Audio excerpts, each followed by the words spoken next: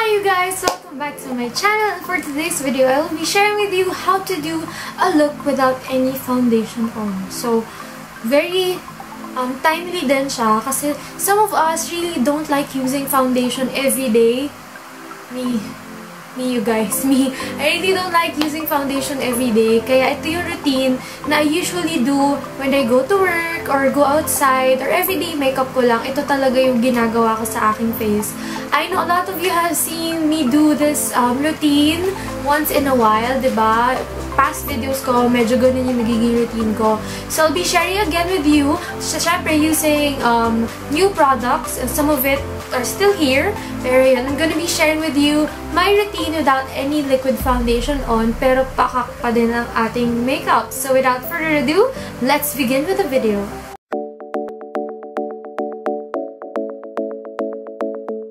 So, we don't mind other people filming with their hair still wet, diba? So, anyway, gusto ko na kasi mag-film and I want to take a bath and I'm too lazy to blow my hair, blow dry my hair. So, anyway, let's begin. So, for the first step, actually, I've already moisturized my face using the Bello moisturizer. So, to start, yan, I rarely use, what do you call this, primer whenever I use concealer lang. Usually, I use primer kapag ka naka-liquid foundation ako. But since hindi ako mag-liquid foundation ngayon, straight na ako sa concealer. And for the concealer, I'm gonna use the LA Girl Pro Conceal HD Concealer in the shade Light Ivory. So, yan siya. So, let's begin.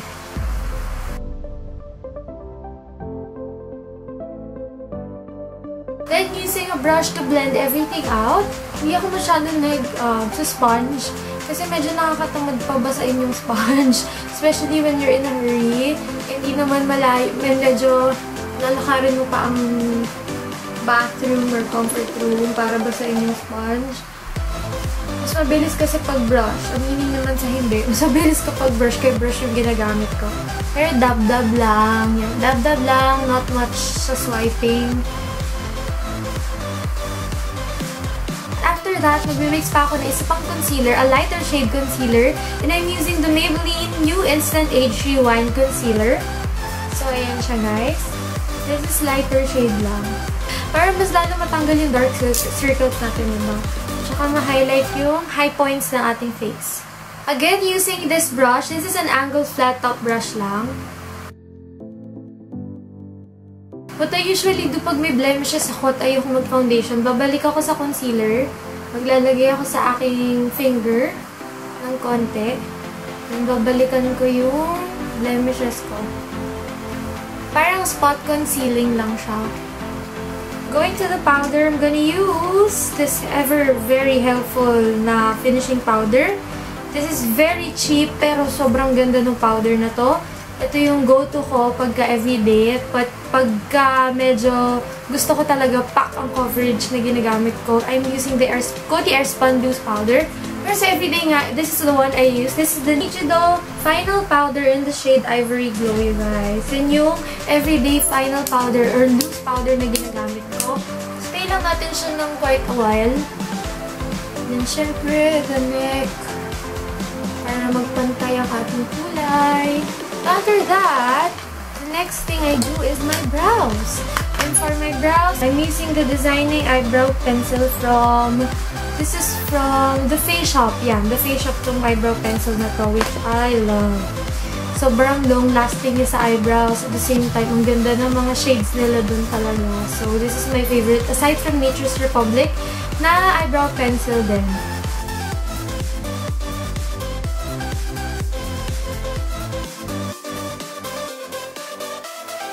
We all have our different routines in doing our eyebrows. Pero for me, I started lining dito sa baba, then sa upper. Pero I don't start dito sa may first inner part ng aking eyebrows. So, start ako sa medyo, ditong part na, going out, then blending na. Dito, I just use the excess product na natitira sa spoolie para mas mukhang natural yung pag-shade niya. Then, there. Let's set our brows using my favorite.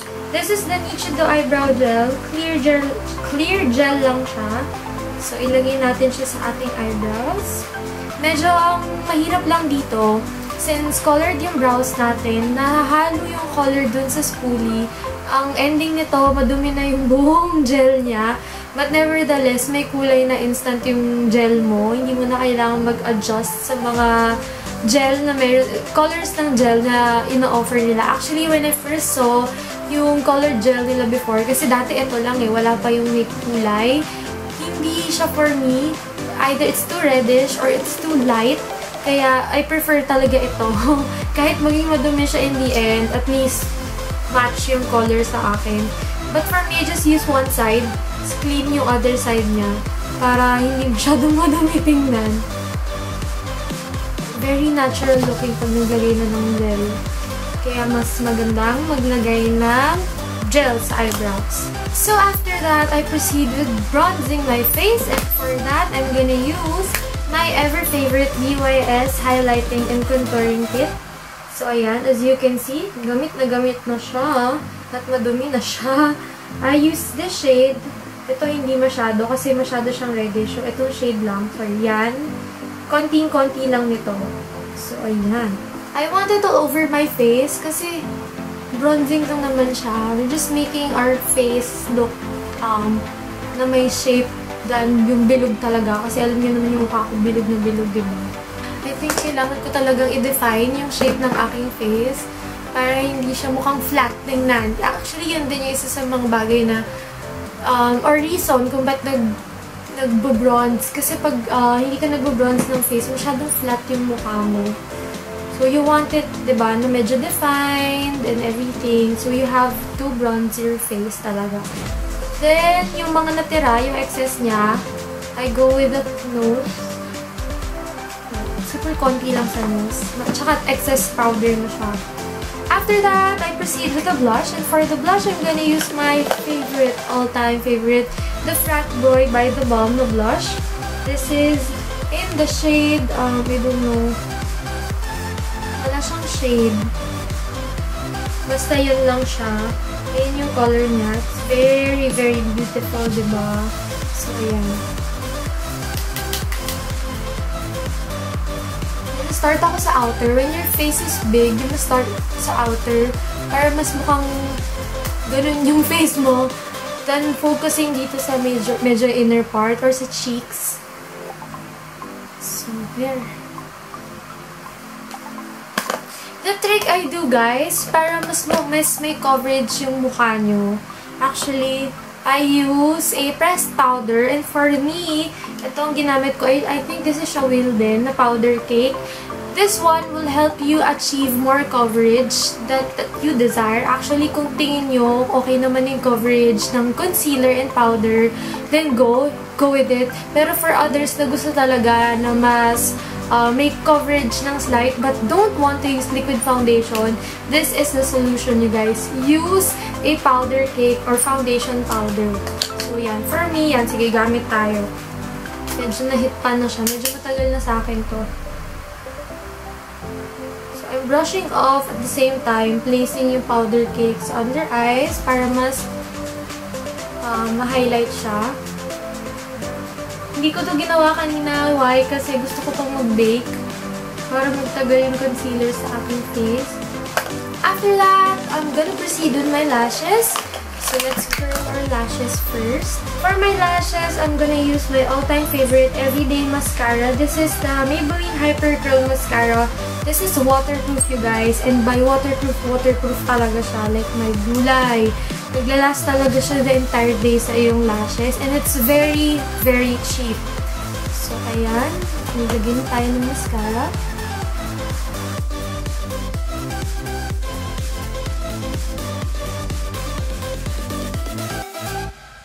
For my lips, I'm gonna hydrate my lips with this Human Nature na lip balm in the shade Cherry.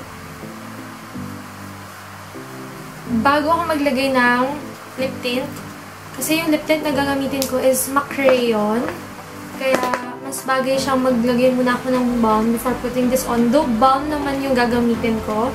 And by that, I'm using the La Tropica Pure Organic Tinted Matte Moisturizer. So, ano siya, guys, ha? Lip tint siya, pero pa-crayon siya. So, See? Lip tint siya, pero mukha siyang crayon. Medyo drying lang siya at first. Pero as time goes by, nakaka-moisturize naman siya ng lips. And it's very pigmented, you guys.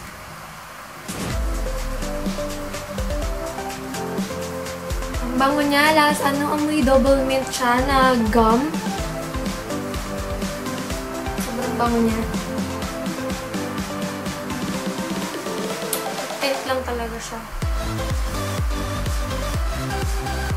If you guys are wondering, this is in the shade Baby. My favorite shade sa lahat ng shades na meron sila.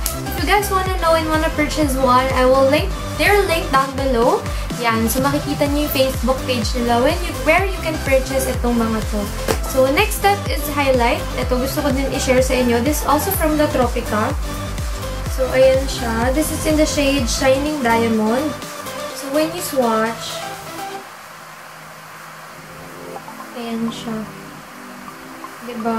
Highlight talaga siya. Ay, sorry! This is in the shade Shining Gold. Ay, sorry. Stunning Gold, sorry. Hindi nagbabasa. So, ayan siya, oh. Very nice. Stunning Gold.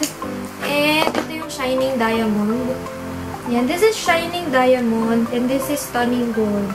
So, ayan siya, guys. Kung nakikita nyo man siya, yan siya. So, there. I will be mixing both para masaya, diba? And this one really lasts on my face buong day. As in, kasi stick siya. So, medyo sticky din yung formula niya. Kaya, naglala siya sa face ko buong day. See? Very nice. So, ayan guys, we're done. Thank you guys for watching. I hope you liked this video. This is like my everyday makeup / my sometimes nakakatamad or tinatamad na makeup look. So, ayan. I hope you like it. Thank you guys for watching. Please do subscribe here on my channel and click the thumbs up button if you like more of these kinds of videos. Thank you for watching and I'll see you on my next video. Bye!